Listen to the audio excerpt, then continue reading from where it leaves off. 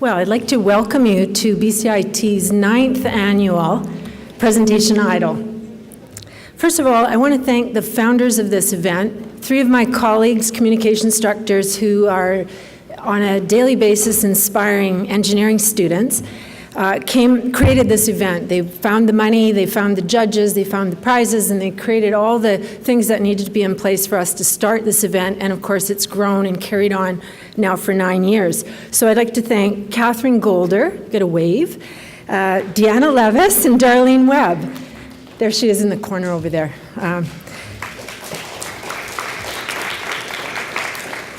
It's my pleasure to introduce BCIT's Vice President, Anna Lopez, to come to the stage.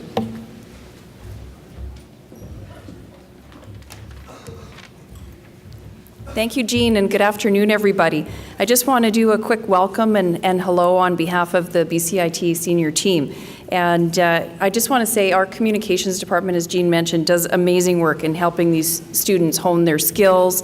And I have to say, as a person who hires communication skills, can't understate how much those are valuable in everything that you do moving forward. Thank you to the industry judges who are here to support our students and the sponsors who made all of the prizes available. The confidence to present, for those of you who are students and presenting today, I wish you all the best, helping you move from that individual contributor to someone who's going to be a true leader in your organization as you move forward. You will learn so much through this process, and it's great that you have this opportunity and you've got the instructors to help you get here. So thank you for that. Congratulations to all of the finalists for making it to this final round. I'm really excited to see some of your presentations, and best of luck as you move forward. Thank you.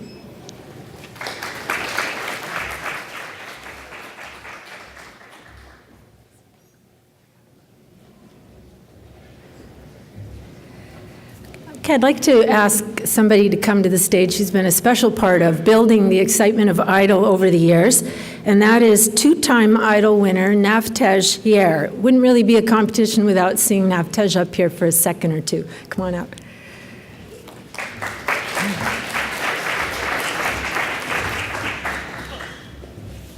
Alrighty. Good afternoon, everybody. It's a real honor to be up here again, but boy, does it feel weird to not be giving a presentation today. I did IDO for 4 years, and I really enjoyed every year making the presentation, putting as many jokes in there as I could, thinking about what I would do with the prize money. I really enjoyed all of it, and I may be a better communicator, a better presenter, and that's what it's really all about. Communication is so important, and when you get out there, and to all the competitors, you're really setting yourself up for success by participating here this year. To our finalists today, I was asked to perhaps give you a few words of wisdom. What I'll say is that when you get up here, smile, have fun, and really show your energy and passion towards what you're presenting. When you're having fun and smiling, your energy is going to flow through the space and get everybody else to be smiling and having fun with you. And it's going to take away anything that's in the back of your mind, making you nervous. For me, that was really important, because every time I got up here, I really had to go pee. Because right beforehand, I'd be nervously chugging water, trying to drown the butterflies in my stomach. But when you're up here smiling, having fun, nobody can tell that you need to go pee or whatever, even you. And that lets you focus on the presentation and do an amazing job. So I look forward to seeing all of your amazing presentations, and I wish you all good fortune as we crown our next presentation idol today. Thank you.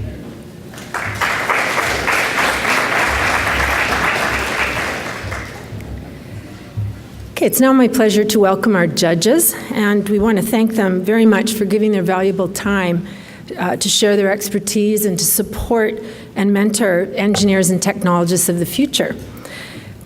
So our judges are Piruz Darabi from Fluor, okay, and Rick Fernandez from PCL Constructors West Coast, Sunny Guittara from AES Engineering, who just gave a presentation this morning down at BCIT downtown.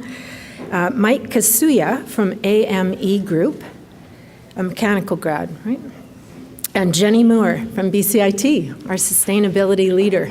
Thank you.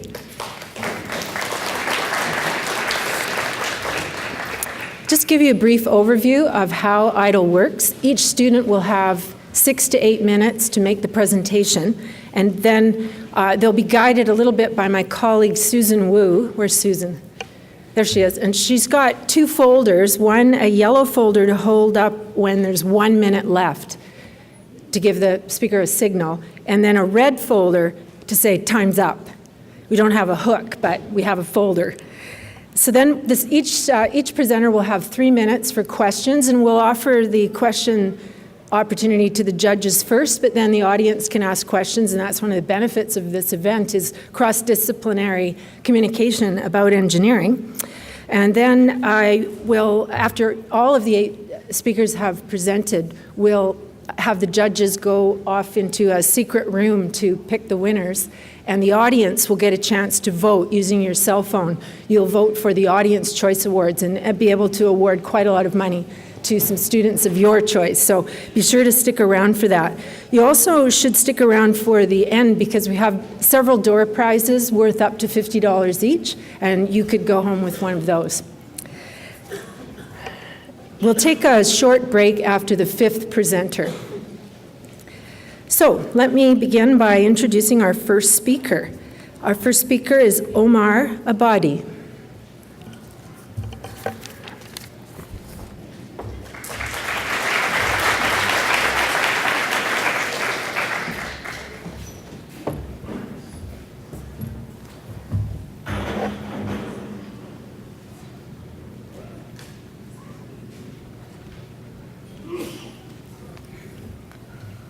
Good afternoon. My name is Omar, and today I'm going to start my presentation by asking the audience a few questions. First of which, how many of you guys have actually heard of fusion energy? Just raise your hands. Okay, that's quite a number of you. My next question, how many of you guys have heard of ITER? That's quite a contrast. This puts into perspective the disconnect between society's knowledge of current technologies versus future technologies. What is ITER? ITER is an acronym that stands for International Thermonuclear Experimental Reactor. ITER is a project comprising of 35 of some of the largest nations in the world today who've put aside their differences to come together for the benefit of mankind. Quick run through of the overview of today's presentation. First thing we're going to be speaking about is what fusion energy is. I'm going to very briefly go over the science behind how fusion energy works and what fusion energy is. Second, I'm going to go over some of the challenges ITER faces trying to harness fusion energy as the next sustainable energy resource. And lastly, why should you care? Why should any of us care? So what is fusion energy? Fusion energy is, like the name says, is the fusion of 2 lighter hydrogen atoms at extremely high temperatures. This fusion of these 2 atoms creates a singular atom, and this change in mass is what we harness as fusion energy. This actually all started with somebody we all have heard about, Albert Einstein. As this picture depicts, fusion energy actually naturally occurs at the core of the sun. But for this to happen, there would need to be temperatures in excess of 15 million degrees Celsius. 15 million degrees Celsius. What ITER is attempting to do is create a sun in your backyard. But for this to happen, they would need to artificially reach temperatures as high as 100 million degrees right here at home. And now, where it all started. I'm sure all of you guys have heard of Albert Einstein. This began with one of his most famous equations. E equals mc squared.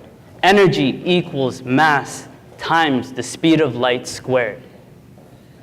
This equation put the foundation between the relationship of energy and mass.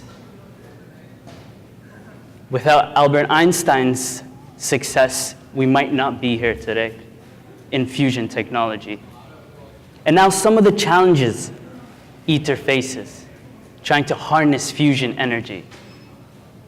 Actually, far from the sciences, one of the biggest challenges ITER faces, politics, politics, politics. ITER is continuously having to deal with altercations between nations involved in this project, some of which were in conflict today. But that should put into perspective the scale of this project. Another big challenge ITER is facing, we can always assume with cutting-edge technology, funding is always an issue. But in this case, ITER's project was estimated to was projected to cost upwards of $20 billion and is now said to cost in excess of $65 billion. You can only imagine betting your money on something that doesn't necessarily exist yet is a hard bet to make. So, why should any of you care? Why should I care?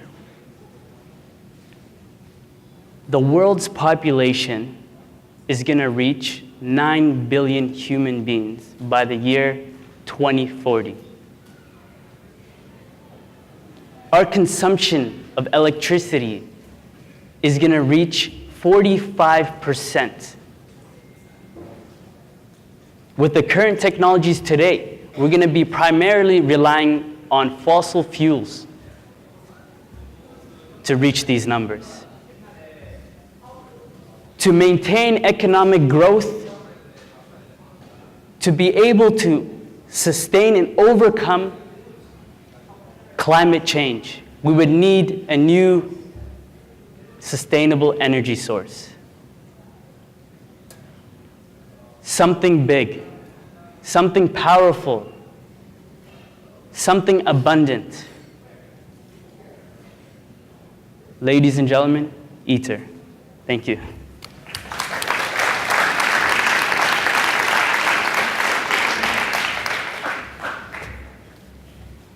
Any questions from the judges, the audience? Yes, please. So given that we're facing climate change, I can understand the need for clean, renewable, abundant energy. But what happens if we have access to that energy that enables us then to extract other resources that might lead us to the next ecological limit? Is ITER really the safest bet for us? So in contrast, what other energy source are you comparing fusion energy to? Any clean renewable energy. So I guess my question is not against other energy sources, but what happens when we have access to unlimited amounts of energy and then can use that energy to go after unlimited access to other resources? Are we not just enabling the next limit, ecological limit, to happen? That's exactly what ITER is trying to do. This is not just another method of sustaining or getting energy. ITER, with nuclear fusion, the reason why they're investing so much money and so much time is because it's an energy source that they might be able to reach almost limitless energy. Fusion's primary source of material is hydrogen. Hydrogen is 71% of the Earth's surface, it's water. So you can only imagine when you have such an abundant resource, with limitless energy, you can solve a lot of the world's issues. Thank you. No problem.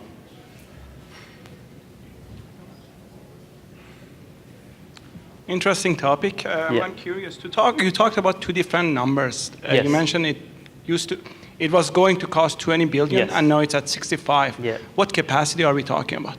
What do you mean by capacity? So what that cost is for what amount of energy or usage or household? You mentioned. This is only to prove the feasibility of fusion energy.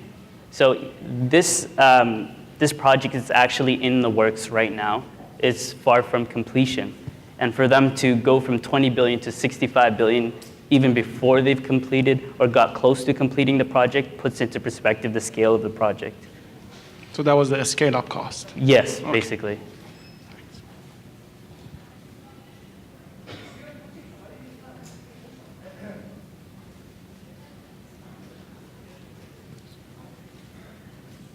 Yes. Well, I mean, if you were to use this type of energy, you would make I would assume there'd be a facility or something, like a factory. How would the building of that and the running of that, how would that affect the environment? Would it be a negative impact, and how big would that be? Is it worth it? So there's always going to be that question, and there's always going to be the compromise between the future and now. In that sense, you are correct. Like the scale of this project is very big, and it is something that we're trying to do that will revolutionize the world, and there's nothing that will revolutionize the world at a small scale. So it's a compromise that ITER is making, but at the same time, they have taken into consideration their economic effect, and they've actually based their project in the south of France. But in that sense, yes, there's no getting around that. All right, thank you. Yeah, no problem. I think that's time for our last question there. Yeah, for sure. Thank you, guys. Thank you. Great, thank you. Cheers. Thank you. Thank you. Our next speaker is Ary Azez.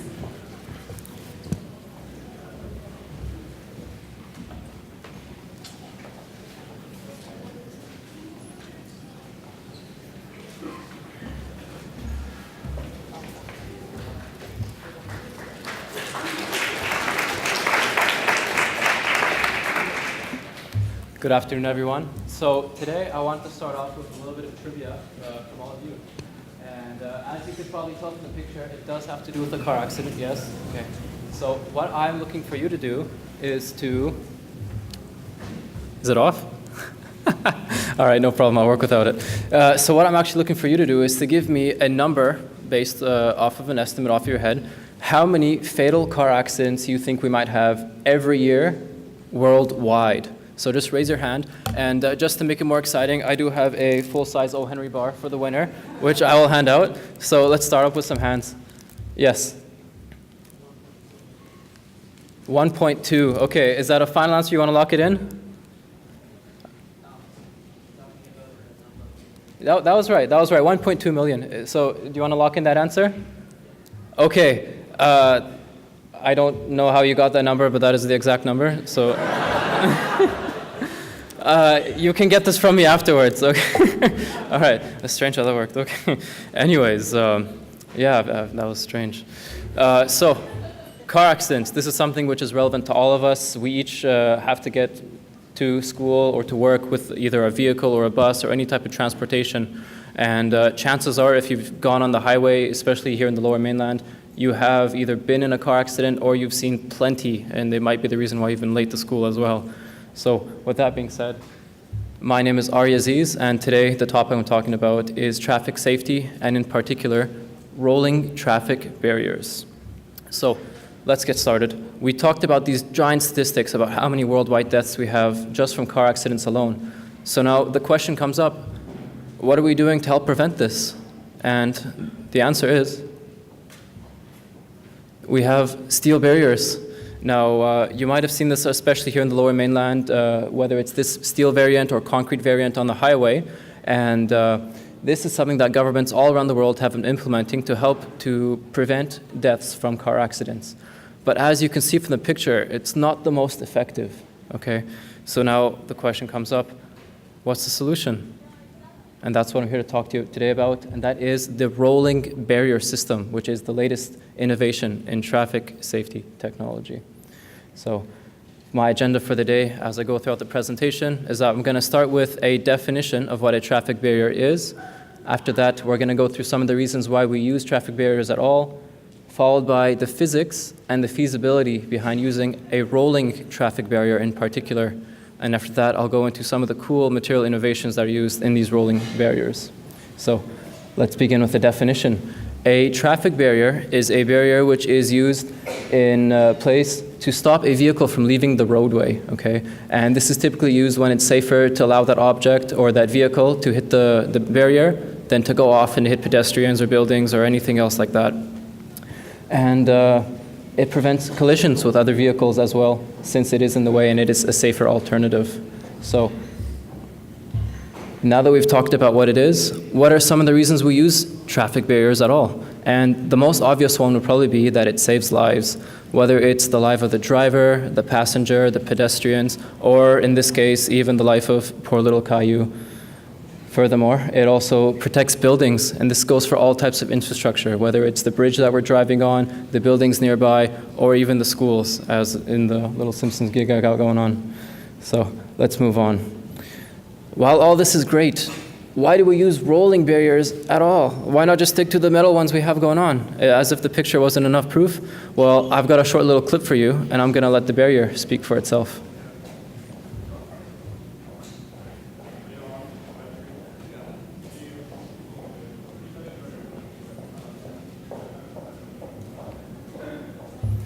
Okay, so as you saw from the video, it's just a bright orange barrel, and a truck is hitting it, okay? But what's different is the truck is not stopping when it hits it, and it isn't going through to the other side.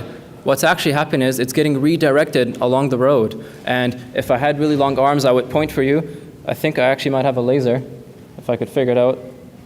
Yeah, I do have a laser, okay. So as the vehicle attacks these barrels head on, what actually happens is a physics concept, which a lot of us have learned in either high school or even here at BCIT in our first semester, and that is called conservation of energy. And essentially what happens is the kinetic impact of this vehicle is being converted into rotational energy, which then powers these barrels and allows it to spin. And instead of allowing that vehicle to go straight to the other side of traffic or come into a screeching halt, it is going to help propel it alongside the flow of traffic, and it's going to stop a buildup of vehicles from hitting it from behind. Now, we saw these little orange things in action. We saw the video. We understand how it works. Is it feasible? Is this something that we could actually bring into the Lower Mainland? And the answer is yes. These have been designed to contain impact from vehicles moving as fast as 100 kilometers per hour. So here in the Lower Mainland, in our residential areas, we move about 50 kilometers per hour. Once we go onto the highways, the speed limit in most parts is 90. So even if you're going past the speed limit, you should be okay.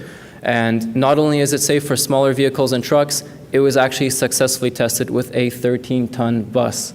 And to put this into reference, this is about the same size as the full-size TransLink bus you use to get to school every morning if you are taking public transit. And not only that, in the odd case that these barriers do get damaged and there is a car accident, you don't have to go and replace all 3 kilometers of barriers. You can just replace the single one because they're installed at intervals of every 0.7 meters. Now, moving on to these cool little material innovations I was talking about. I don't actually know how to play golf. I don't plan on being the next Tiger Woods, but I do have a picture of a golf ball up. And the reason why is because these rolling barriers are very similar in their construction to a golf ball. And as we take a look at the diagram, right on the inside, we have something called EVA. And what EVA is it is a soft rubber-like material, which is also stress crack resistant. And as for the outside, we have a material called urethane. Now, urethane is, again, it is elastic, damage resistant, and not only that, it's very lightweight. So let's think about this golf ball for a second. You've got a small little ball, it doesn't weigh much, easy to transport, but no matter how many times you hit it with your golf club over and over again, it just doesn't crack. And for that reason, that's why it's being used in the rolling traffic barrier. And with everything that I just said, I've came down to the conclusion, which I think you guys also have as well, that this has a big potential to be one of the factors in decreasing the number of fatal car accidents every year. And not only that, but it also is a chance for us to update our traffic safety technology here in the Lower Mainland. And in addition to that, it is probably the last time you will be late to school if there's no more traffic jams. And I think you agree. Thank you.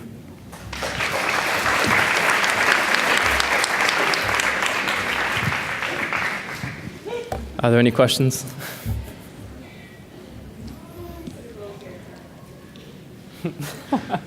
Yes. Hi. I just want to ask, what's the difference in cost between the regular barrier and this rolling barrier? That is a very good question.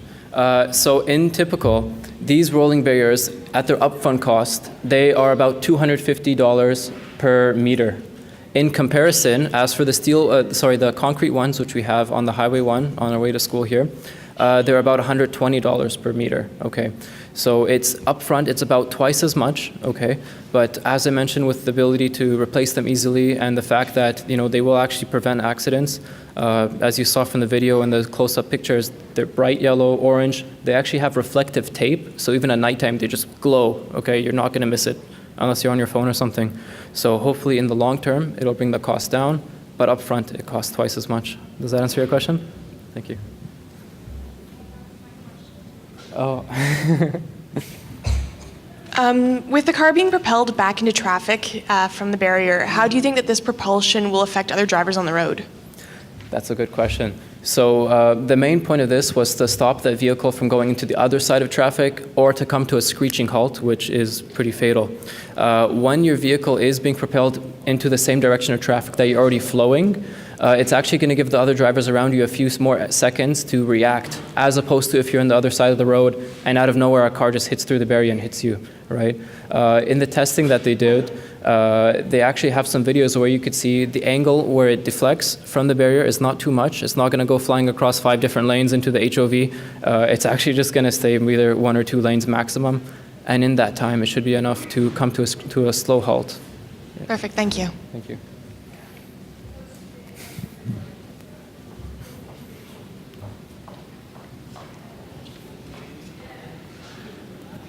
So, sorry.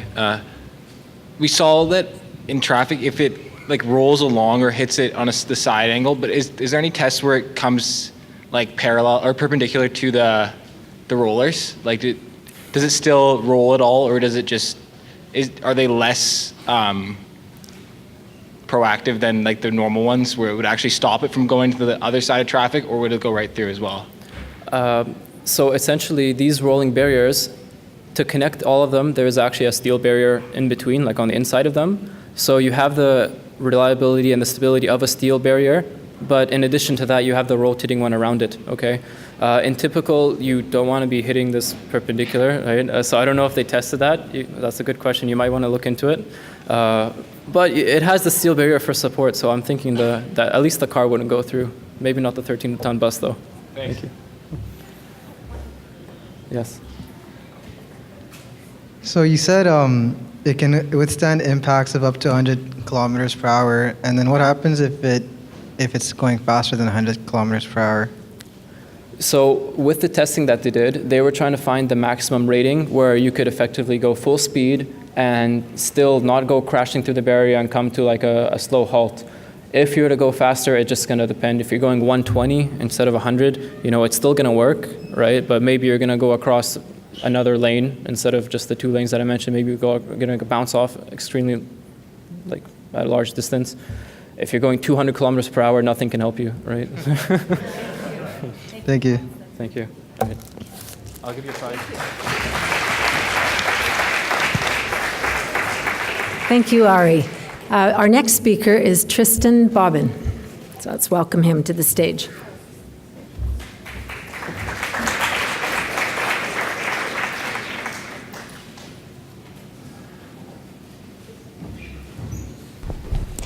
Hello.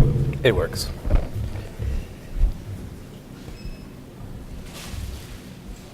I'm sure you have already seen a map of Italy.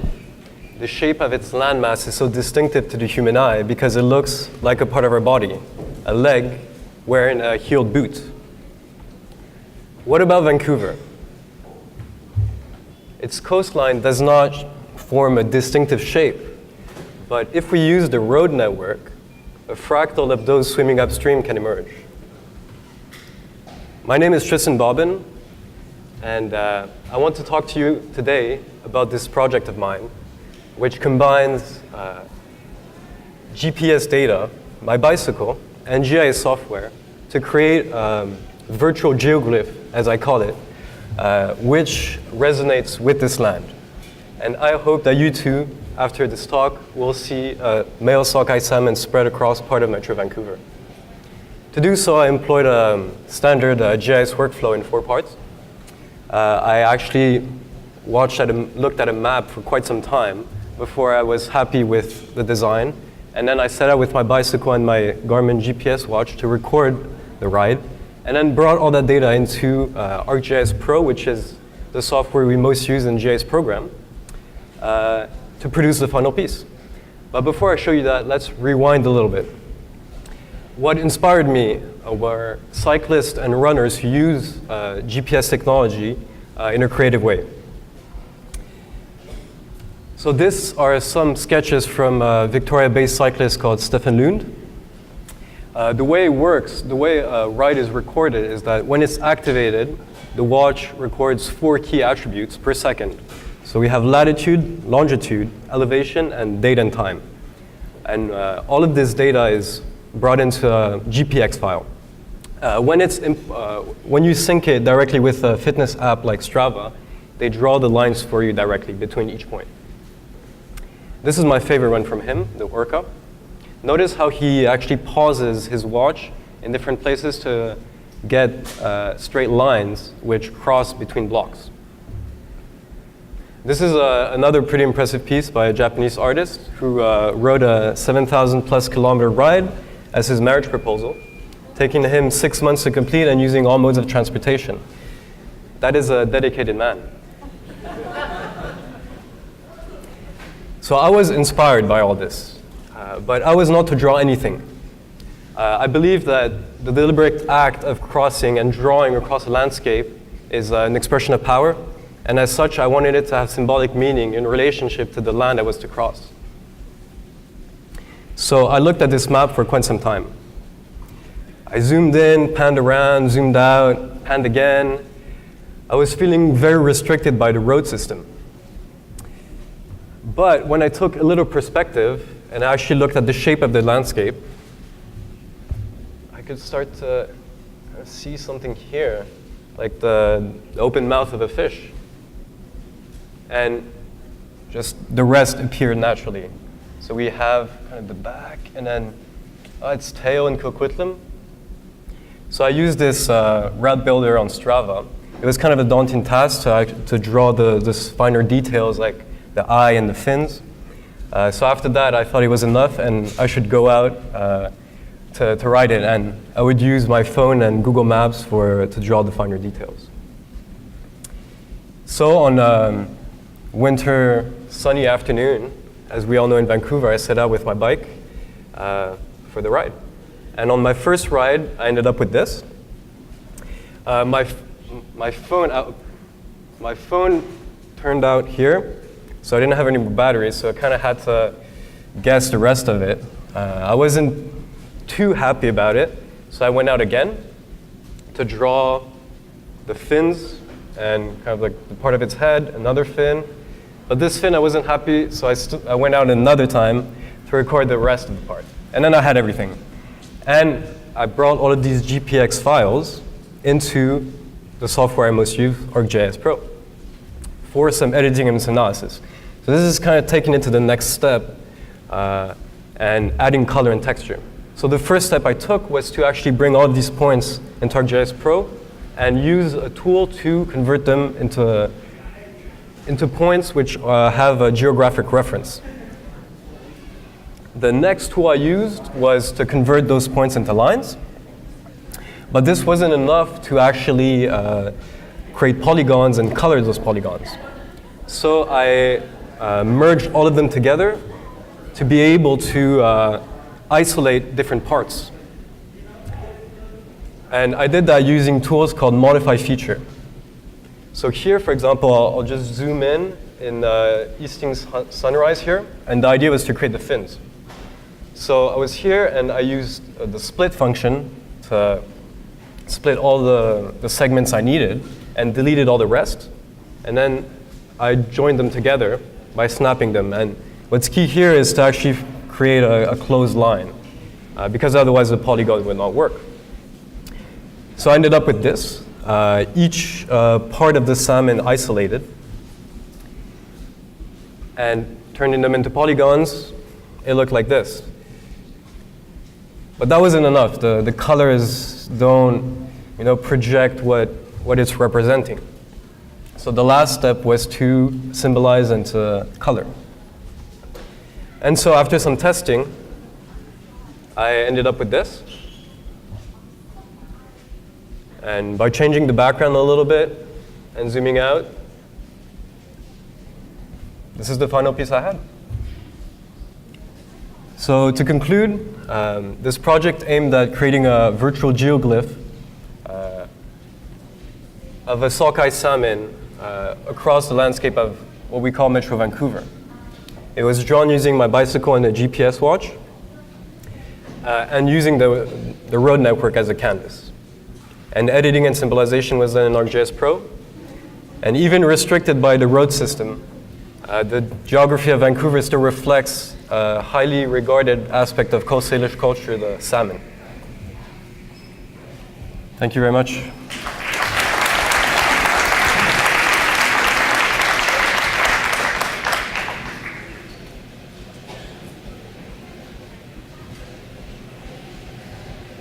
Okay, this isn't really a question, it's just a loaded one. Are you aware that from a bioregionalist's perspective, this area is known as Salmonopolis? Even better. So, I did not know that. Anyway, thanks. It's not a question, but I'm impressed by the coincidence and the reference to our Indigenous histories. Thank you.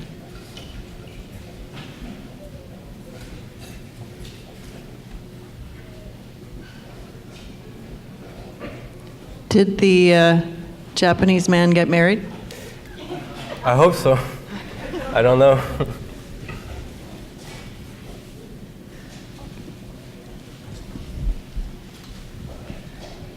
If someone were to take this idea and embed it elsewhere, what would be some tips and strategies that you would give them for your planning phase so that they could, try this themselves?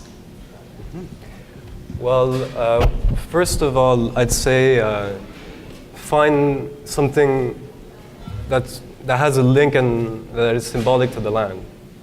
And then it's just trying to see if it fits. It may not fit. In this case, for example, I find it's a perfect fit, and I tried actually other animals and other symbols, but it wasn't working, so I decided not to choose it. Thank you.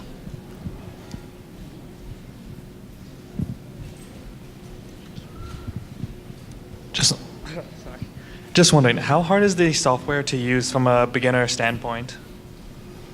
There are free versions. This one here is actually quite expensive, and the learning curve, there is a learning curve, but there is open source software like QGIS with which you could do that. And there is a lot of documentation and tutorials online which can help you learn about it. Okay, thank you.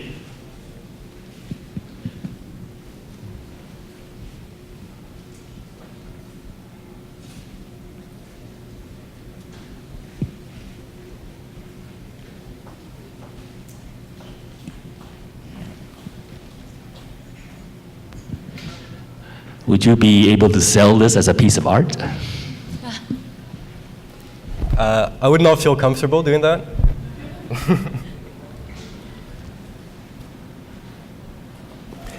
The idea is for people to change their perspective on the landscape they're living on and crossing. And so by using this kind of technique, people can open themselves to try to understand what was here before. I am in no means knowledgeable about Musqueam culture, but as an artistic expression, this was more reference to it. And definitely this has made me more eager to learn more about the history of this land.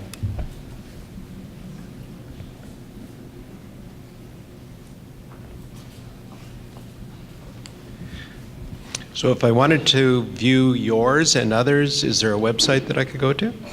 I was actually thinking of contacting Stefan Lund and the other people that do that and bringing them all together so people could actually visualize all of them on a map and not have to switch from one image to another, and they could see overlaps and all that. So that's definitely something I thought about when preparing this presentation. Thank you.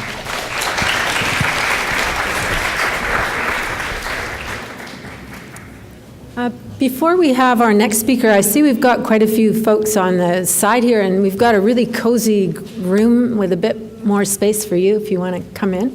So I'll just give you a minute to get comfortable. Thank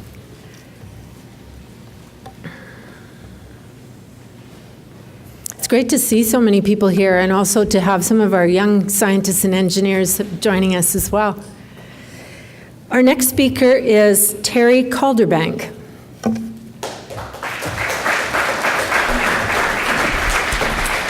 Hey guys. Check, check. How's that? Pretty good? Cool. Just like I said, I'm Terry Calderbank from the Electrical Engineering Department. I'm really excited to be here today to tell you guys about something my friends and I have been working on since September. It's always nice to come out in public and present these kinds of things. You guys, beside the guys last week, you guys are the first ones to be seeing this one outside the lab. So just like a bit of a disclaimer before we start here, I don't expect anybody to be able to leave the room today being able to create a robot that picks grapes. My intention here is to show you guys some of the steps we've taken in our project and hopefully maybe inspire some other people to start similar projects. So as you can probably guess, training a robot to pick grapes does not look like this. It looks a little more like this. This is our lab environment that we use to do our work. So what I'd like to talk to you guys about today is some of the previous work that has helped make this project a success. What do you do when you're in the middle of Vancouver in the winter and nobody's growing grapes around you? How you can get a little vehicle to navigate through the vineyard, as well as some of the vision systems that we've come up with in order to show the robot where the grapes are. Last, I've left some results for you guys to check out. Hopefully you guys like the videos, so I'm really excited to show them to you guys today. So, first of all, why automate agriculture? It seems like a pretty obvious question, but there's something else I would like you guys to think about today. By 2050, we're going to start seeing some difference in crop yields throughout the planet here. As you can see in the blue there, those are areas that are going to show greater crop yields. The red is a decrease in crop yield. So by 2050, Canada could be in a pretty good position to be able to supplement some of the world's agriculture if we indeed start to face these decreases in yield. Now this is kind of a problem because across the board, Canada is actually facing a labor shortage in agriculture. And this is definitely something that automation can be there to help solve. So why grapes? As we found out early in our research, nobody else is doing this. And if you guys do know somebody who is doing this, please have them contact us because we could have really used their help about 4 months ago. The other thing too is it's not just applicable to grapes. The techniques that we are using can be used for many different things. It could be carrots, cherries, cannabis, could be anything, could be pipeline inspection. A lot of the techniques are very similar. This is the current mass mechanization technique for grapes. It's a big vehicle that goes up over top of the grapevine. It scrapes the grapes off the vine using a series of fingers and dumps them in a bin in the back. This can result in up to about 30% loss of product sometimes, which is not very good from a sustainable agriculture point of view. The other thing is places like this in the world, like Mosel, Germany, where many of the vineyards are on up to 80% inclines. That vehicle will tip over immediately if you put it on this incline. Even workers that work in these fields have to be harnessed in to avoid fall hazards. So this is another good reason for this application. Some of the previous work that's enabled us, I got my first start in the robotics industry last summer at Apex Motion Control in Surrey. This is a company that does food industry robotics with the goal of reducing repetitive strain injuries. You can see a baked coconut spreader on the top left. And on the bottom right is my cake decorating robot, which I got to draw Garfield with a little whiteboard marker. This project is also a continuation of a School of Energy research project into vineyard automation. The idea was a vehicle that could go into the vineyard and use multispectral imaging to conduct assessment of plant health. So in order to do this type of research, we had to unfortunately kill a plant, but it turns out it's not very hard. You just walk into the lab and you say, has anybody watered the plant? And if the answer is no, you say, good job. So you can see the heat map of the NDVI image here showing the plants. So I highly recommend if you're going to do a project like this, put together a team. This is Braden Amar. He has about 4 years of industrial design under his belt already. This is Navraj Kambo. He's an excellent programmer, and he's honestly just game for anything we want to do. He's a very good team member. Our mentor is Dr. Craig Hennessy from the electrical department. He's been an outstanding resource, and we appreciate him so much. So, first problem, grapes don't grow here in the winter. What are we going to do? Well, it turns out we're going to actually order 64 realistic clusters of grapes from China, and we're going to assemble our own scale model vineyard here in the school. So we have 16 feet of scale model vineyard. What this allows us to do is basically just to go around and set it up wherever we need to do testing. GPS doesn't even work indoors, so it's nice to test indoors. Now, how are we going to get around this little model vineyard? So everybody should kind of recognize that system up there on the top left. That's obviously a Roomba vacuum. It has a sensor in it, a LiDAR sensor. It's very similar to that LiDAR sensor that you see below you there. And the way it works is it spins around and it takes a distance reading, okay, of everything around it, and it returns that to you. So you can see on the map on the side, this is what it sees, just a whole bunch of dots. So if we take these dots and we use some statistical processing, we can figure out what is a vineyard post and what isn't. If we figure out where the posts are, you can see on the right, we can connect the dots just like you do when you're in grade school, and you know where you are within the vineyard. So that's all well and good, but the robot still needs to see the grapes. So what options do we have available to us? Traditional computer vision will let us do things like feature detection. In this case, we're detecting circles. So if you find all the circles and you measure the density of these circles, you can kind of decide what is a grape cluster and what isn't. Now, this did not prove to work very well. It had a lot of problems with multiple clusters of grapes. It's not very good, and it's a very, very noisy signal. So we had to do something else. We did what everybody does nowadays, and we threw some machine learning at it. Okay? So when, obviously if you're trying to raise funds, people just call it AI. When you're hiring people, it's machine learning, and if you're implementing it, it's obviously logistic regression and statistics. Okay? This was our model that we used, that we worked off of with Joseph Redmond at the University of Washington, very smart guy. I highly recommend his TED Talk. It is very, very good to watch. We used his platform in combination with 750 pictures of grapes, as well as the coordinates of the grapes in those pictures to train our machine learning model. Now, in the early 2000s, if you had 20,000 pictures of bananas on your computer, people might think you're a bit of a weirdo and call the authorities. Nowadays, obviously, you're probably just a data scientist. So where does the data scientist get these pictures? Well, it turns out there's a lot of different resources. This is Google Open Images. We pulled pretty much everything off of here and used it to train it, and later we supplemented it with our own pictures of grapes. These are our results in comparison. On the left, you can see traditional computer vision using the feature detection there. On the right, you can see the trained machine learning model, and you can see that it is much more robust. Obviously, there's no Tim Hortons cups in the vineyard, but it can still, kind of make that decision. And you can see it's really good at multiple cluster detection.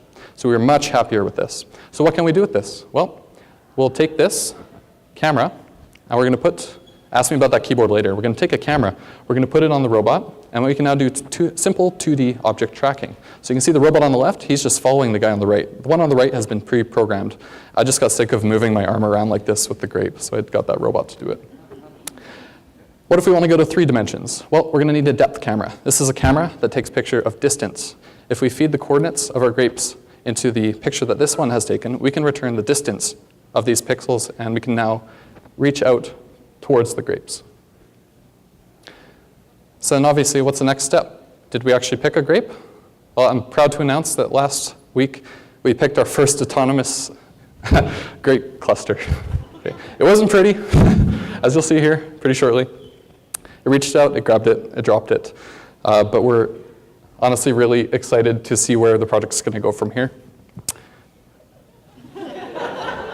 And I'd like to invite everybody to come to our Capstone Expo in the 8th of May. See how far we got. If there's any questions, please ask. If you know anybody who's attempting a project like this, please have them get in touch. We would love to get them on their feet. Okay, thank you so much.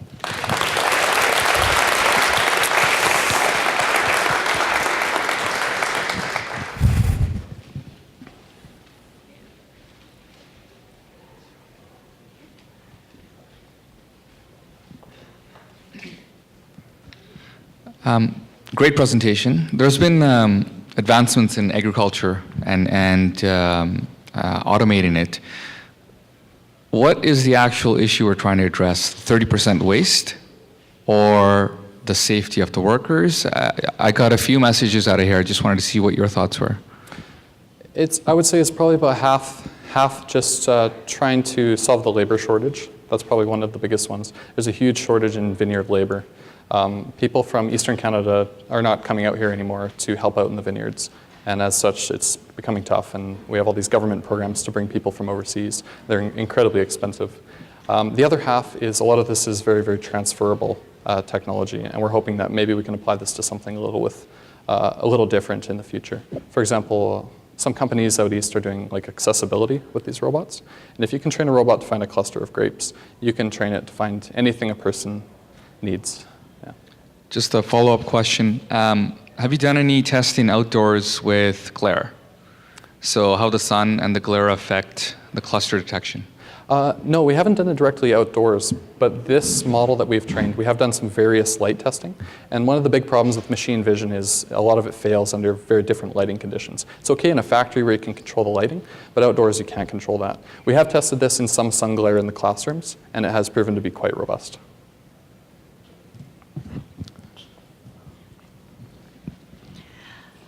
So I might have missed it, but where else would you see the potential for this? So clearly it has huge potential in the sector that you've chosen. Do you see this as something that can apply to other food crops or other sectors in the economy? Yes, absolutely. In fact, people are already applying it to other fruit crops. Most of these fruit crops are very bright. They're very easy to differentiate from their backgrounds. Things like big yellow bell peppers, strawberries, anything like that. People are already doing it. This is much harder to detect, and we're pretty happy with the results so far.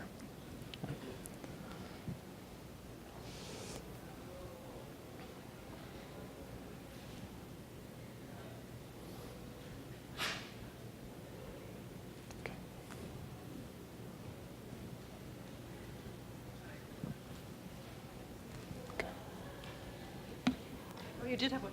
Oh. Thank you very much. It was very impressive. 3 Bachelor of Engineering students achieving this much in a short period of time is really outstanding. What is your secret? The same secret that every BCIT student has is we live here. Yeah.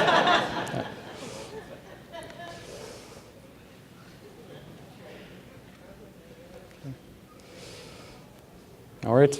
Thank you guys very much. It's a pleasure to be here.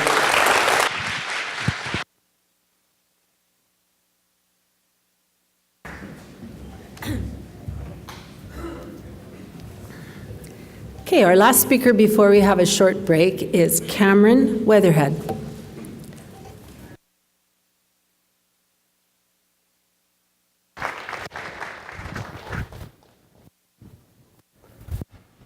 All right. So first off, I'd like to begin by recognizing and acknowledging the fact that we're gathered here on unceded territory of the Coast Salish people. So my name's Cameron Weatherhead, as I was introduced, and I'm part of the Mining and Mineral Resource Engineering program here at BCIT. I'm going to talk about reaching our remote resources. So let's start with a question. How many communities in Canada are not connected to a reliable power grid, much like we have here in the Lower Mainland? Unless you've done some reading, it's a difficult question to answer. So we'll pull up a map. So as you can see, there is a fair bit of communities. We have up here in the green, around Whitehorse and around Yellowknife, local grids.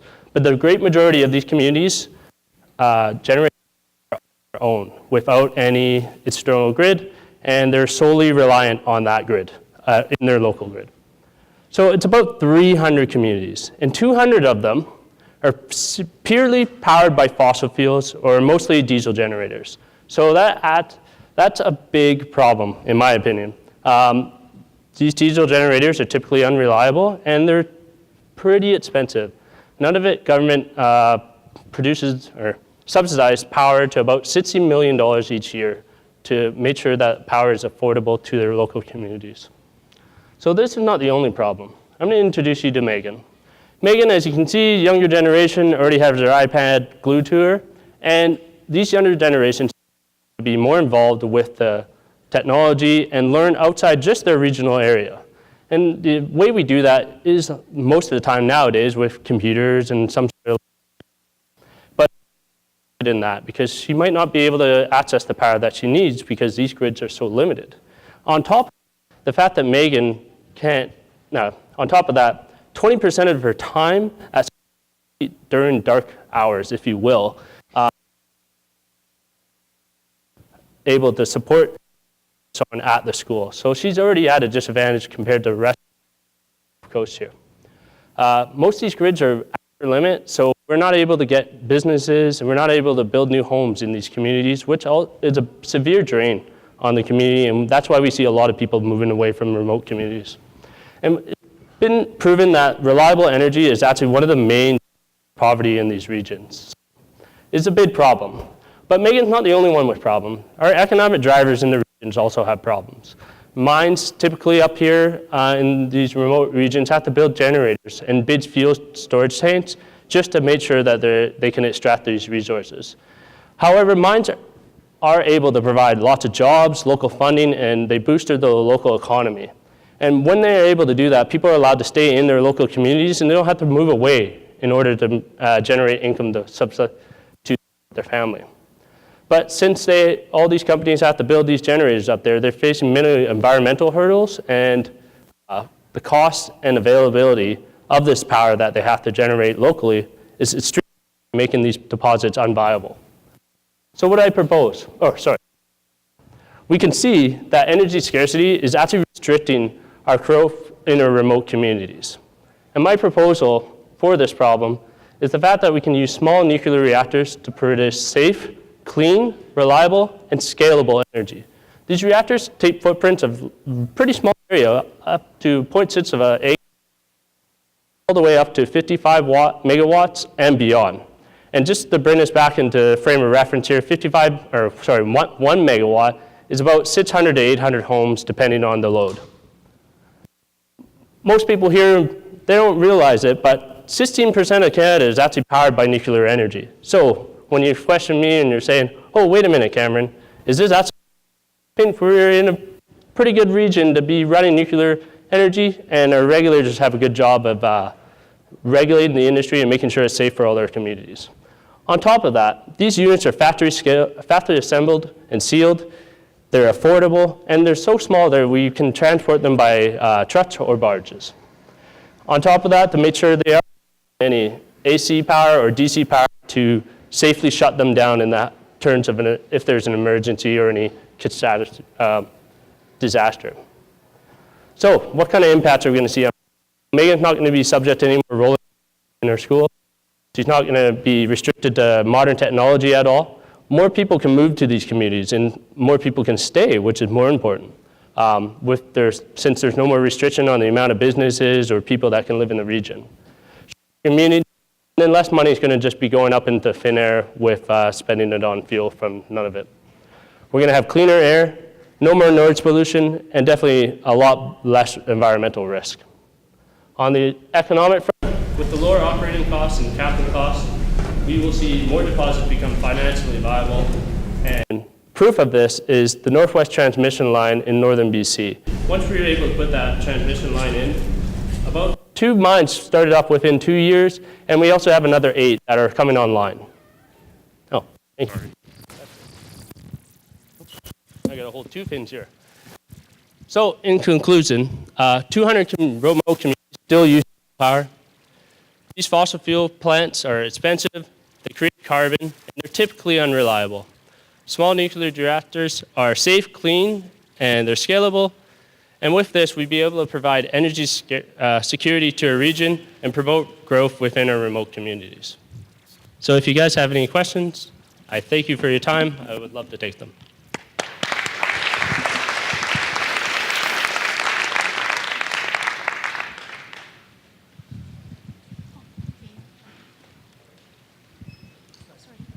Hi, Cameron. Very good presentation. Thank you.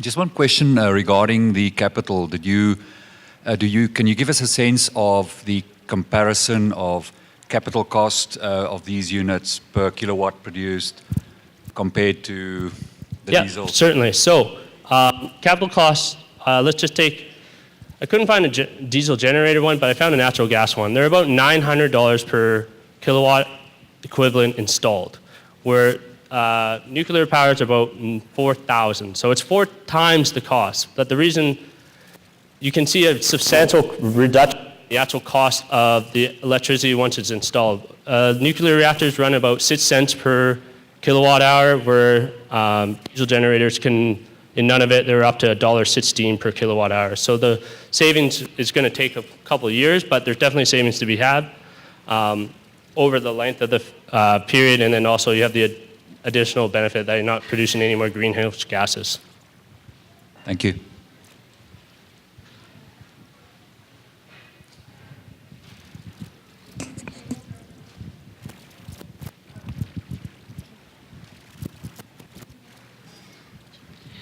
You make a very compelling case about the benefits of this technology and its safety features. Very impressive.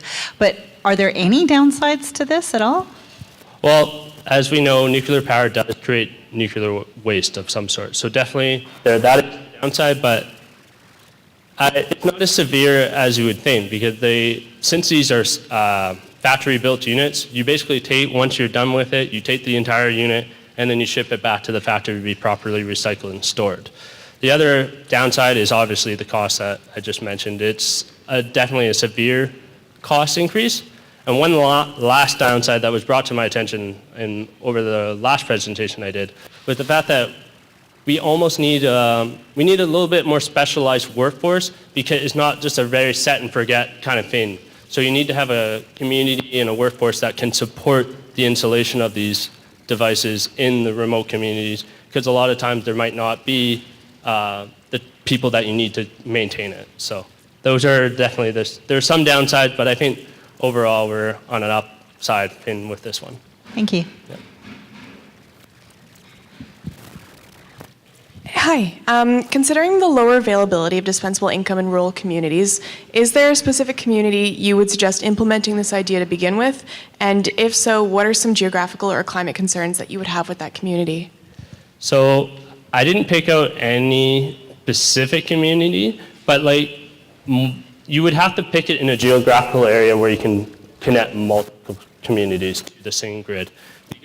If not, as well, as they are pretty small, it would be definitely more beneficial to connect to a bigger community and then have power grids go out from there to connect to other resources or other communities, because then that would eliminate the problem that I just mentioned, where you wouldn't have the workforce to support it, because then you'd be able to attract that workforce to support nuclear generation or run the facility as well. So I didn't pick out any specific one, but definitely you would have to target a larger community to start with.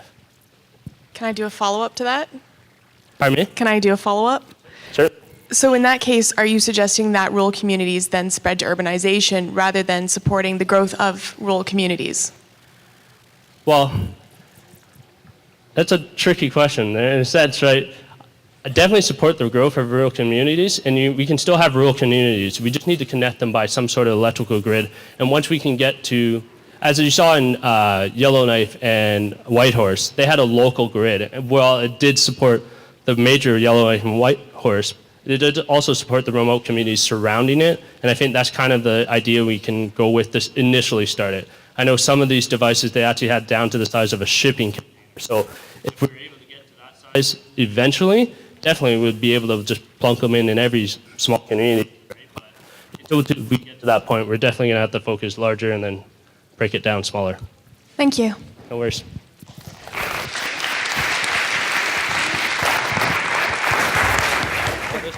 So our sixth speaker is Stephen Sear.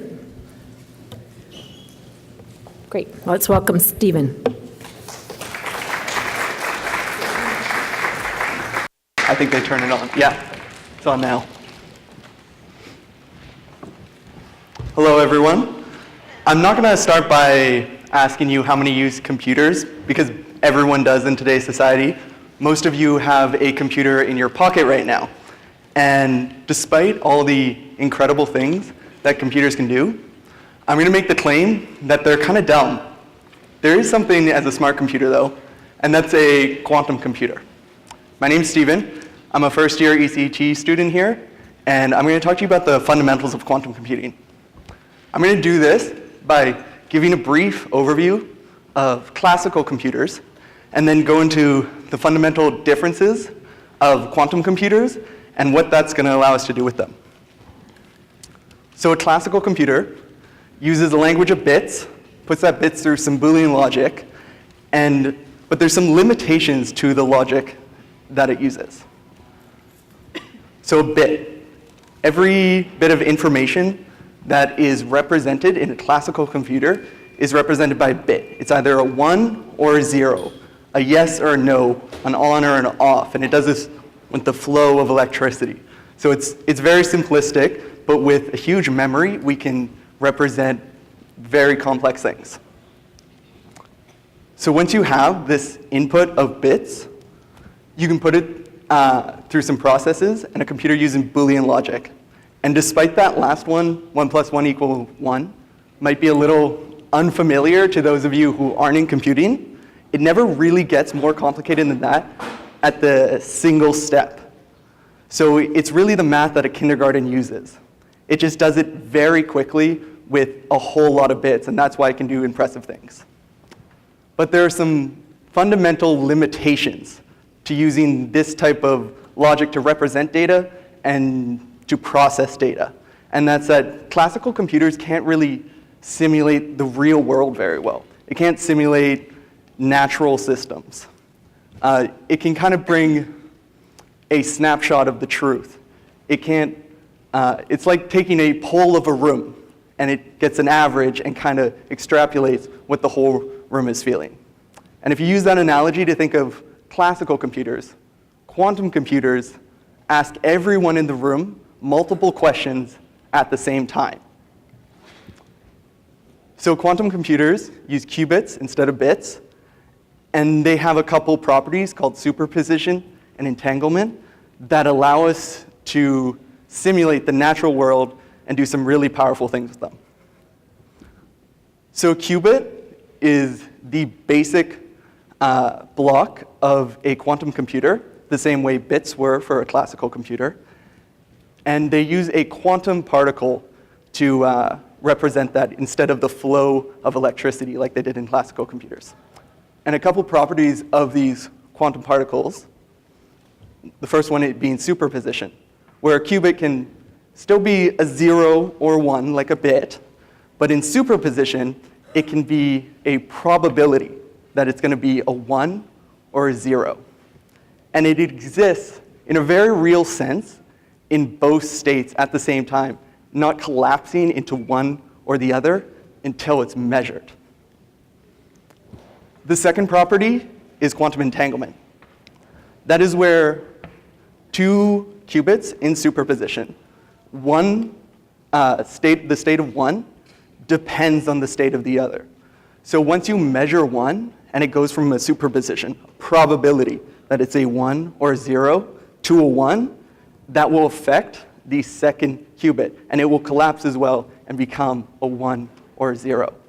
And what all this basically means is that we can simulate much more complex systems with much simpler inputs. Instead of breaking down complex systems and having to put it as a 0, 1, with qubits we can represent them more easily and more accurately. Because our universe isn't binary. We don't live in a black and white world. We live in a quantum world where the fundamental building blocks that make up our universe are the same ones we're using for the quantum computer language. That means that systems in nature we can simulate much more easily on a quantum computer. And with a quantum computer, where this is really going to make a big effect is in how we do research and, research basically, especially in the medical field, because it's going to allow us to break down complex systems like protein folding. Imagine instead of going through a lengthy drug trial, of trial and error to figure out if it's going to work with different people, we could simulate how these proteins fold and how drugs will interact with different chemicals in your body, something that is even theoretically impossible to do on classical computers today. So, despite everything classical computers can do, they just have a big memory and do them fast. They're fast and dumb. With a quantum computer, we can simulate the real world. We can simulate these complex systems. They're faster and they're intelligent. Thank you very much.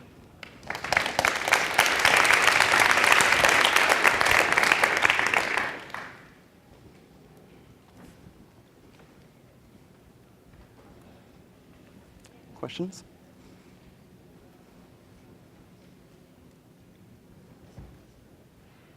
No? Yeah? Oh.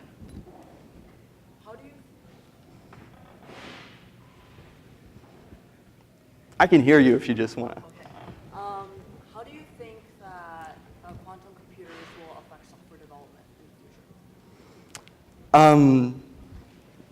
It's hard to say at this point. I will say I can give you an idea of how they might be rolled out. If you have it's unlikely that we're going to get a quantum computer right away. What will probably happen is a quantum chip. So you'll still have a classical computer surrounding a quantum particle quantum chip. So the same way you have a GPU, which controls the graphics of your controller, you might have a quantum chip that all the classical computer is going to feed information to, run experiments, and then feed the information back out to a classical computer. Yeah. And there's experiments being done right now where theoretically a lot of problems can be run quicker on quantum computers, but they're so fundamentally different that we're still developing the language, the coding language, to being run on quantum computers. So every day they're discovering new things that can be done with them. Okay.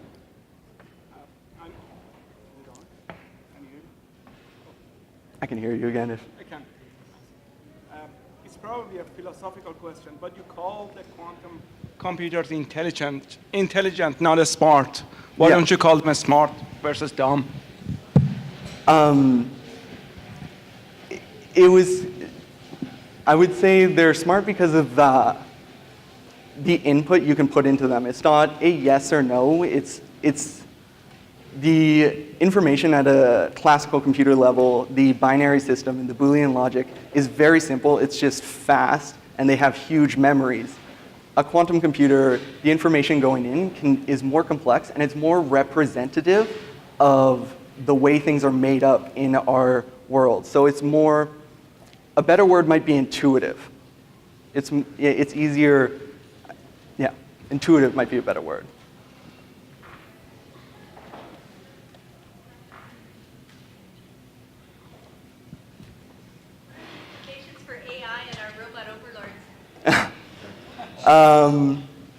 I mean, this will definitely help with machine learning. Machine learning is a way for classical computers to kind of get around the idea that they're difficult to represent complex systems. So this might, 10 or 20 years down the line, kind of beat out machine learning in that sense. But yeah, it will definitely be interesting to see. Okay.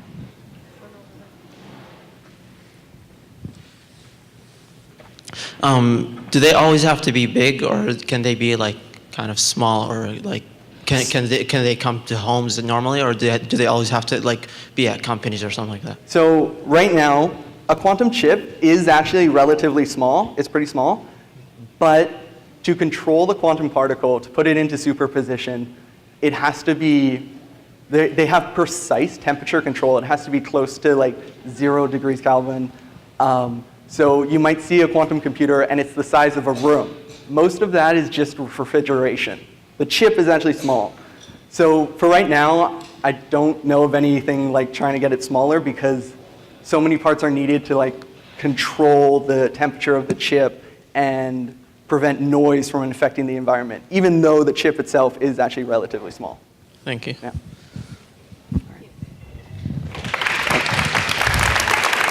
Up there.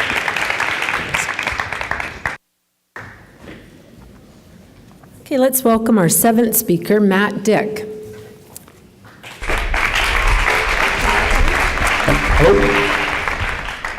Hello?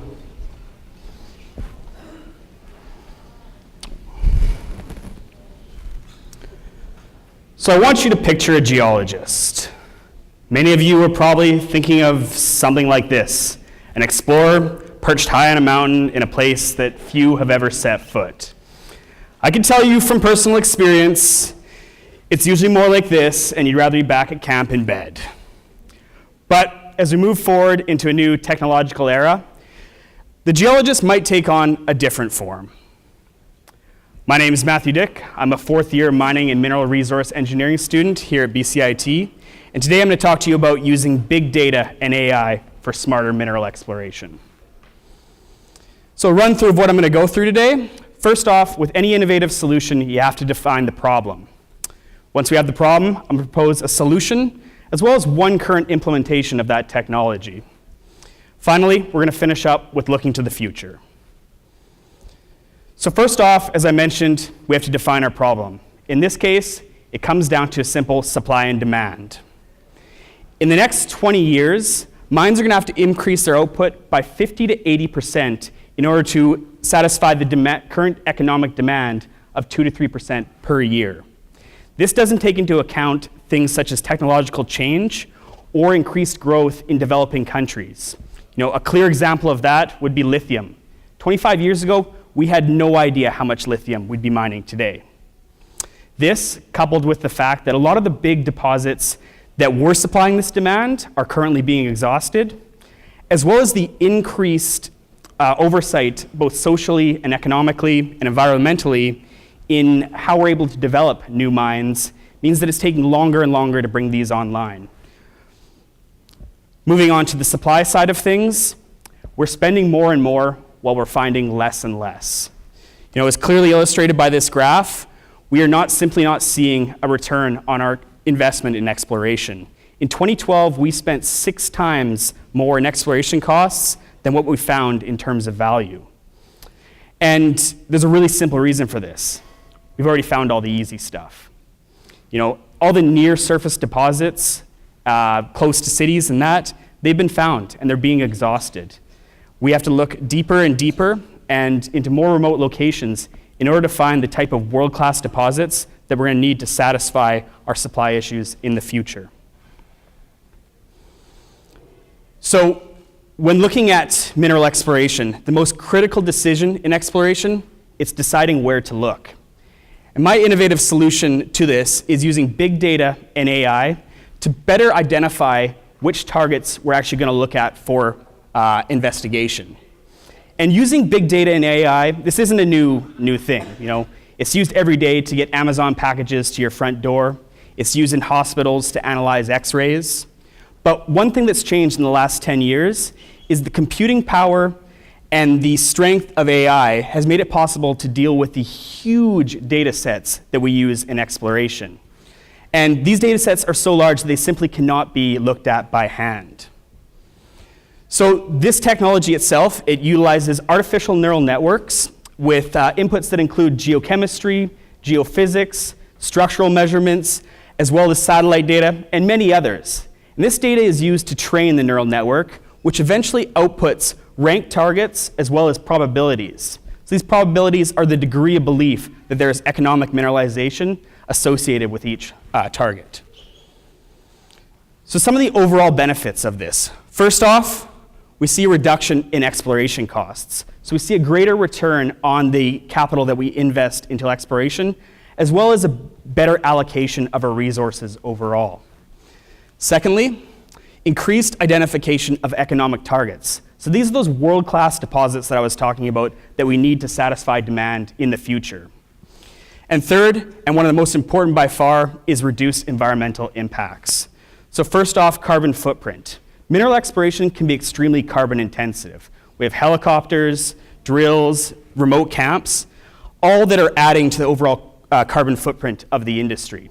A reduction in the volume of projects is going to see a reduction in the carbon footprint. Secondly, reclamation requirements. Exploration is hard on the land. We have road cuts, we have drill pads being put in, again, remote camps. And a reduction in the overall need for these, again, will reduce our overall environmental impact. And finally, wildlife disruption. I can tell you from my own personal experience the impact that exploration has on migrating caribou herds in the Yukon. The less time we need to spend out there impacting their environment, the better. So one current implementation I wanted to focus on is a Canadian one, and it's between Goldcorp and IBM, and it's known as IBM Exploration with Watson. And it's actually developed at a mine in northern Ontario called Red Lake. It uses AI to predict the potential for gold mineralization locally within their project area. And this allows for accelerated target identification, which reduces downtime for drills, as well as reduces overall drilling costs. Additionally, it improves the identification of economic mineralization. So they're able to target those pockets they want to extract even faster. And in 2018, this received the Information Technology Association of Canada's Ingenious Award. So, looking towards the future, what do we need in order to make this technology more of a reality? First off, increased partnership with industry. So we need to open up these huge data sets they have in order to better train the AI to find what we want to find. Secondly, a multidisciplinary approach. So this is an approach that doesn't just use geologists, but also mining engineers, geostatisticians, experts in AI and machine learning, as well as key stakeholders for these projects. And finally, increasing data sets. So AI is only as good as the information that you feed it. And unfortunately, Watson, he's pretty comfortable where he's at. He's probably not going to put on his boots and head up to the mountains anytime soon. So geologists are still going to be the eyes and the hands on the ground, and they shouldn't be ready to hang up their hammers anytime soon. So to close things out, this is not a new problem. We've been struggling this for quite a while. Overall, increases in population growth, as well as our interconnected society, have only amplified the problem. We need to create better access to our resources in order to satisfy the demands that we need for the future. And through innovative solutions such as this one, we'll solve tomorrow's problems today. Thank you.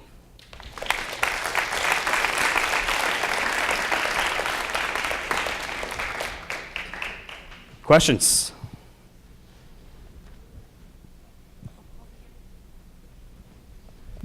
So would the approach be creating like a data bank or map that any company can access, or would this be proprietary information for one company? There's definitely different approaches to take to it. Currently, this is a proprietary system being used by companies, such as the one I mentioned and additional ones. However, there is definite uses within the public sphere.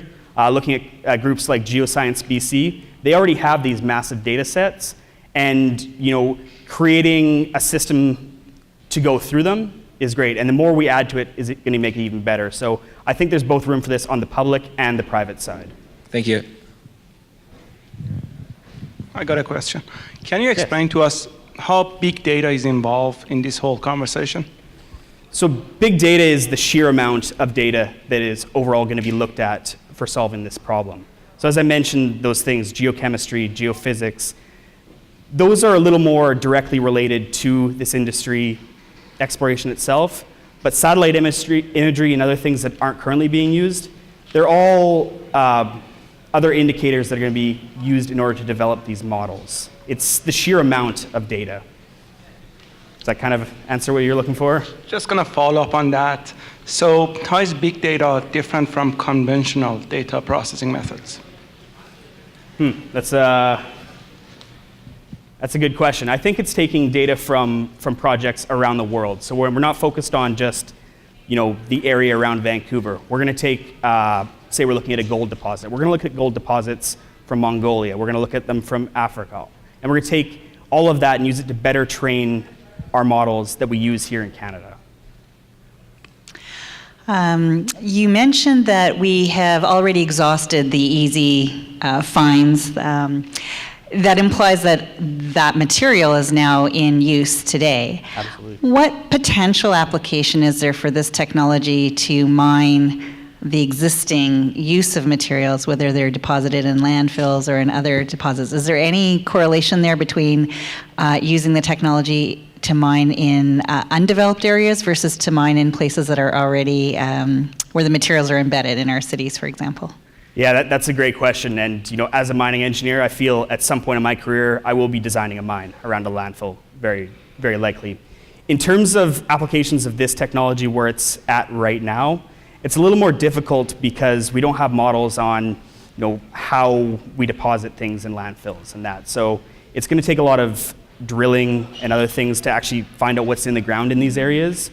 Once we have that, it's going to be a little more localized of a problem versus looking at a model for how one type of deposit is formed. So I wish I had a little more of a effect on that. But it's a great answer, though. Thank you. Awesome. Thank you.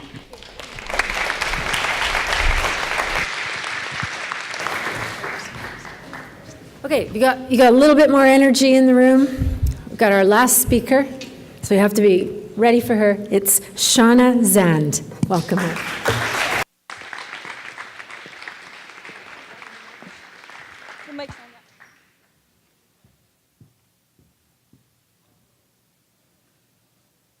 Who is familiar with this area? Can somebody tell me what it is? Yep.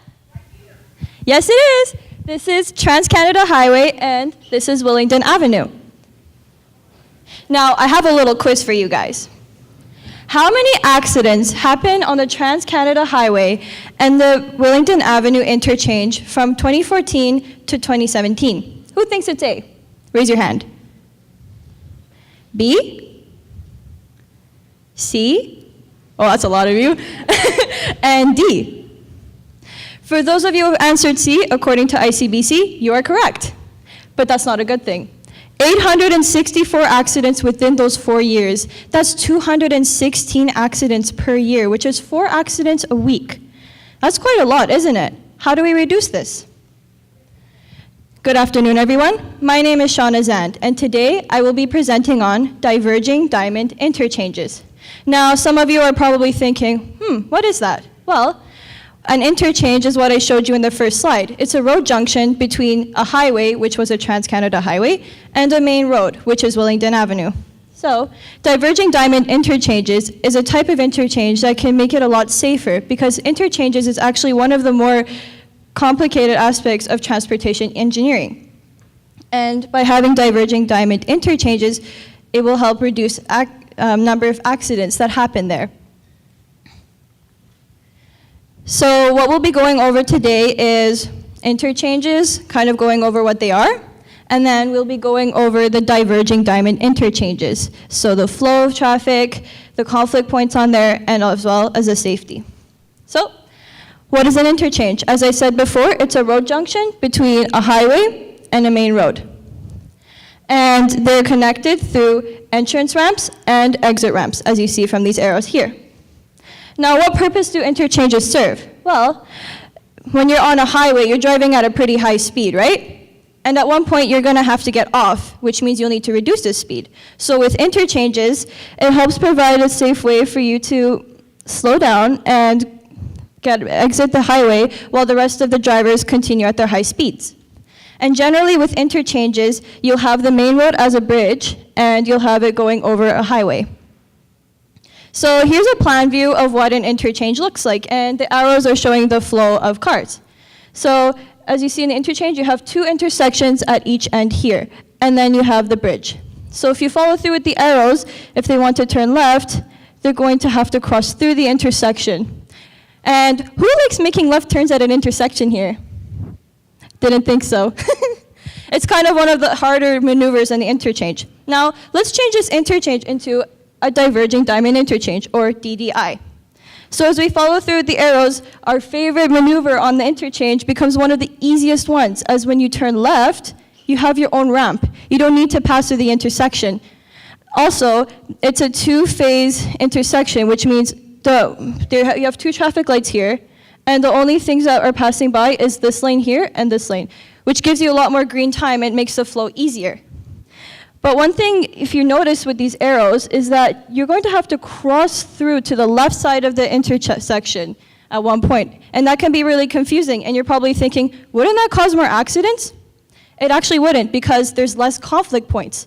And now you're thinking, what are conflict points? Well, conflict points are points at an intersection where 2 cars can potentially collide. So as we look here, here's a conventional intersection.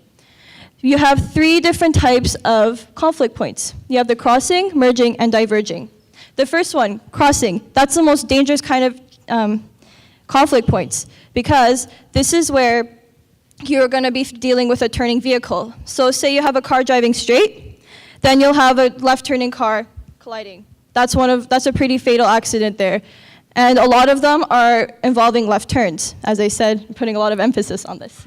And then for the merging, it's when a car comes onto the same lane as another one, and diverging is when they leave. So right now, we have 32 potential conflict points at one intersection. Now let's look at a diagram for a diverging diamond interchange. 14. That's less than half the conflict points of a conventional intersection. With less conflict points comes fewer accidents. Another thing I'd like to point out is, do you remember that really dangerous conflict point I was talking about? So if we look at the conventional intersection, there was 16. But with a diverging diamond interchange, there's only 2. That's more than 80% less than what we had before. And that reduces the amount of fatal accidents, which is really important when it comes to interchanges. So, as I said before, the kind of design is a bit confusing for drivers. So how do we make sure that they don't get into all these accidents? Well, engineers kind of considered ways to help drivers. One thing is with lane markings. So they put some arrows showing the direction that you need to go, and also they have the lanes here so you can follow through to the right lanes. Also, they have these red barriers here to make sure that you don't run into the turning vehicles, and also to provide an easier way to get through. And also another thing is having signs. They have a lot of signs to make sure that that vehicles can pass by and know where they're going.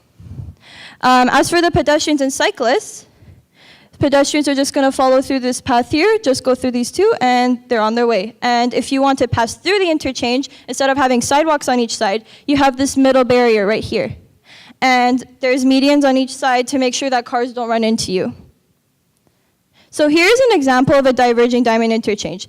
This is the first diverging diamond interchange in North America. This is located in Springfield, Missouri, in USA.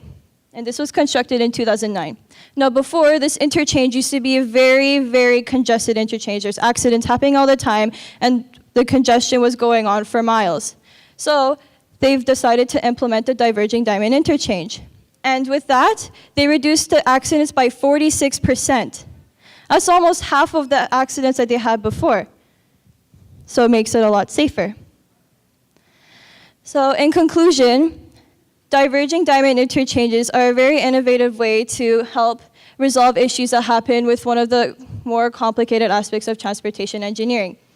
And with this design, we will reduce the amount of conflict points, which will reduce the number of accidents. And it's important to reduce the number of accidents because safety is key. We don't want people to die from car accidents. And also through these accidents, there's going to be congestion, which will take a lot longer for you to get where you need to go.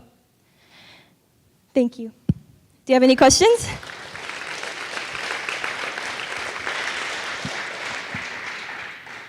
Yes. Hi.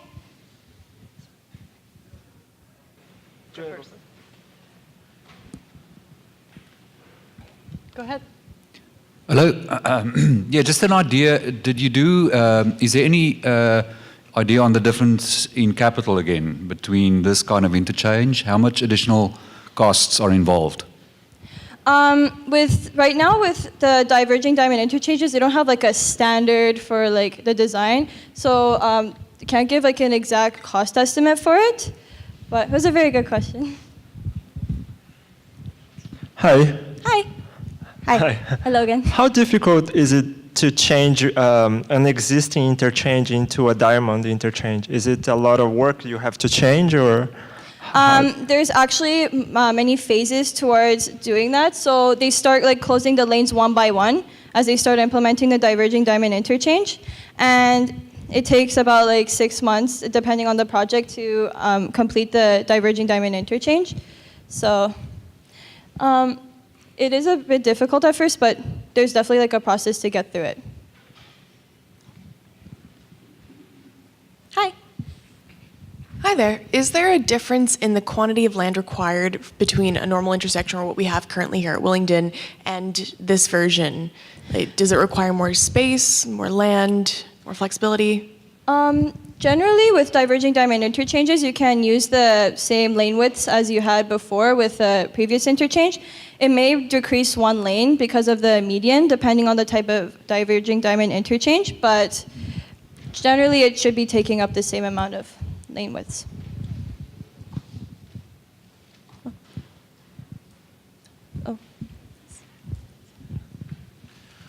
So in this form of intersection, you can only either go left or straight. So what would you do in intersections where previously you could go left, straight, or right? Oh, there's also right. I was putting emphasis on left because right turn lanes, like they generally have their own lane to turn. But now with the diverging diamond interchange, you have that also with the left. Oh. Yeah, so they have, if you want me to go back to that diagram, if you also follow through, there's going to be ways to turn right as well, like before you even enter the interchange. I'll just leave it here. Any other questions? You mentioned they were first introduced in North America in 2013. How common are they in the rest of 2009. 2009? Yes. How common are they in the rest of the world, and when were they first introduced? Okay, so the history with diverging diamond interchange, the very first one was built in France in 1970, but for this one, it was, for the one in Springfield, it was kind of reinvented. So it's very similar, but they kind of changed it up a little, and yeah, that's where it started, all exactly. It's just kind of made some improvements when they started to make them in North America.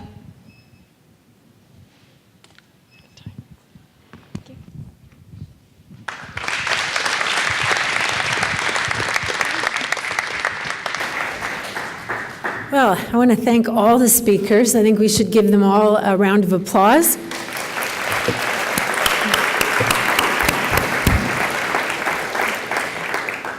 Now we're going to ask the judges to do their difficult job. They're going to go over to a room down the hall here. And the audience, we need to hang out just a little bit. We're going to have some instructions come up on the screen that you can use to vote for your choice of first, second, and third. But it'll take a minute for us to get the code and put it on the screen. So stay tuned, and I'll make sure you know when it's ready to go. We only leave it on for 5 minutes because we don't want the code out and about and people who aren't even in the room voting. So it has to be kind of tightly timed. So just hang in there, and if you haven't filled out your door prize card, please do that. There may be a few snacks left. Definitely popcorn. Look at Marco. He's going over there. More popcorn. So just get comfy, and we'll see you when the judges are ready to tell us the news. Okay. I want to thank the prize sponsors. We're giving the students are going to receive over $4,000 today, thanks to our sponsors, AME Group, Fluor, AES Engineering, PCL Construction, Applin Martin, the PCIT Technical Writing Certificate Program, ASTT BC, Association of Consulting Engineering Companies of BC, KD Engineering, and Engineers and Geoscientists BC. So let's have a round of applause to thank the sponsors.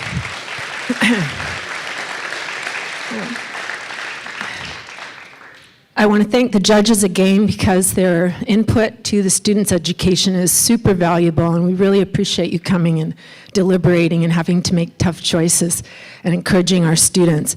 I want to thank all the volunteers, our AV technical support team, the guests, and we've had some great special guests today who made an effort to come out and see what goes on at BCIT. And I'd like to thank the organizing committee for the event, which includes Cynthia Van Ginkel, who runs a great show. It's so easy to work on a committee with these people. Marita Luck, the same, from the School of Energy. Marko Vacek, you got a wave over there. He's made you all that popcorn, but he's also done about 9 million things behind the scenes. And Deanna Levis from my department. So thank you for all your help.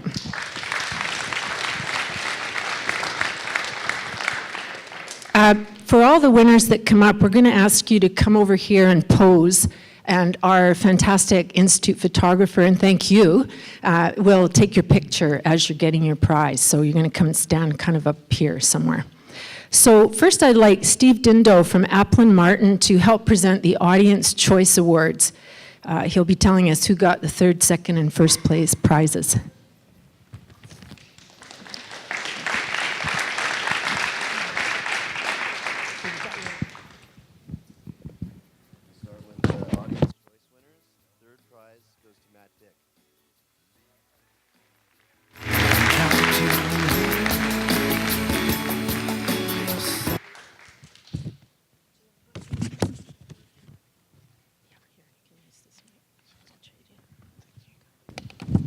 are. Congratulations.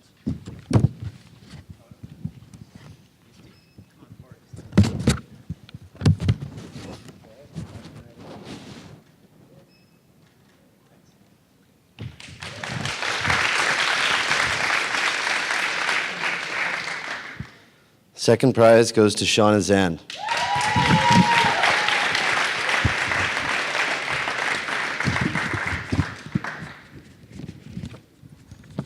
Congratulations.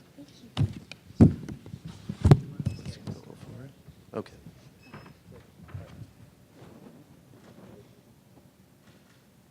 Excellent. Congrats.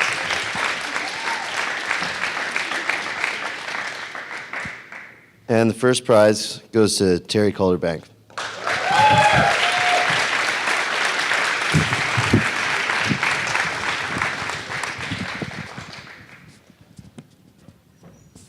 Congratulations.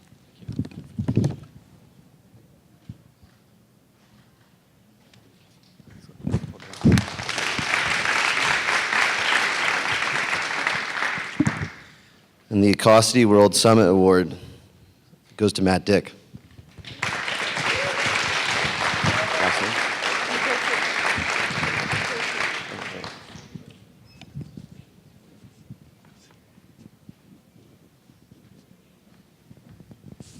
Congratulations again.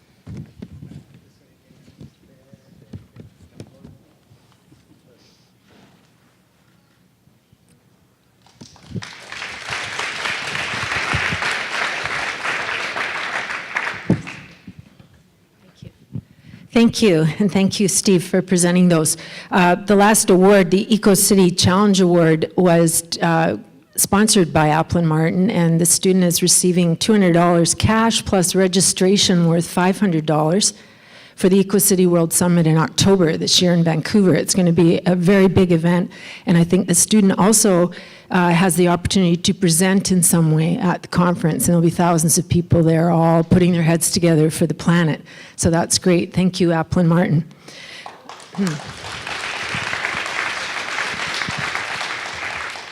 I'm now going to introduce judging panel member, Sunny. Okay, Sunny's coming up. Sunny is going to present the Judges' Choice Awards. And maybe an Innovation Award? And an Innovation Award.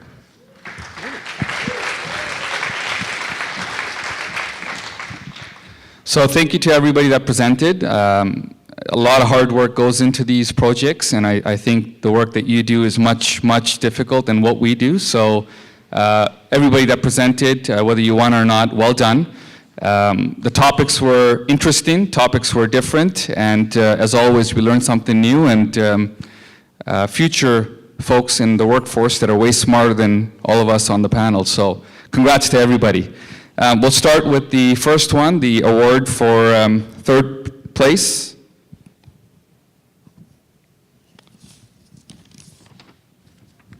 Omar.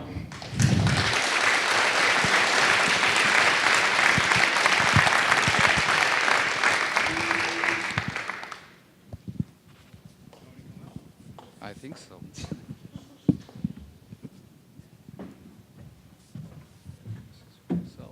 Thank you. Thank you.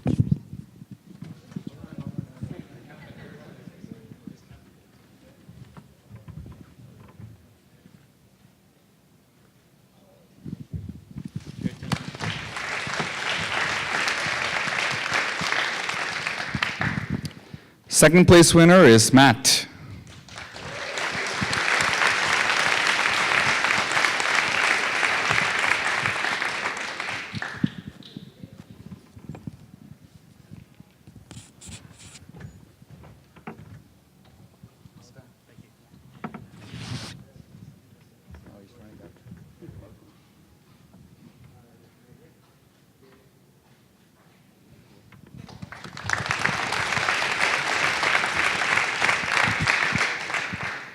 And our first place winner, another fellow electrical engineer in the making, Terry.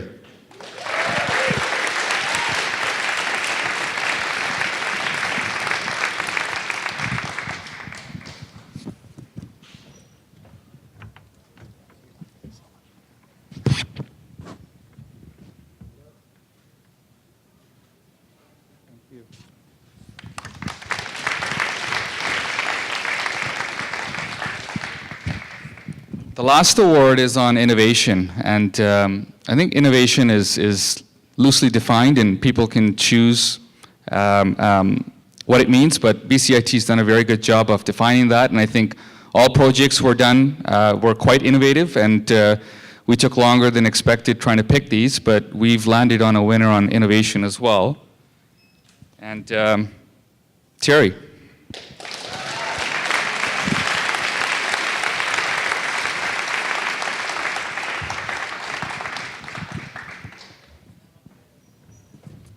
Congratulations again.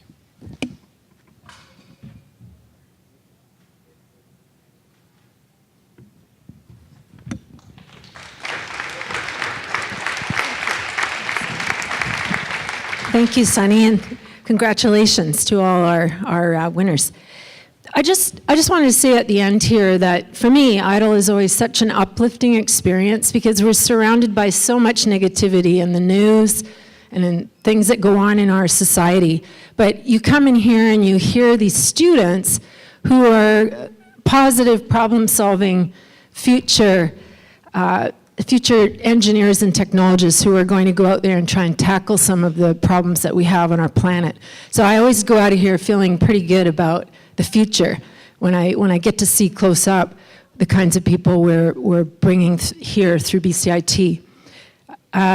You also can see why, as a communication instructor, and I know my colleagues, there are lots of them in the room, would agree that we really have one of the best jobs. And you can see why we love it so much, because we get to work with these students and hear their ideas and encourage them to add to their skill set. So I'm very thankful for that. So thank you. And thanks for coming today and supporting all the students. And we'll see you next year for our 10th, the big 10th. Okay, thank you.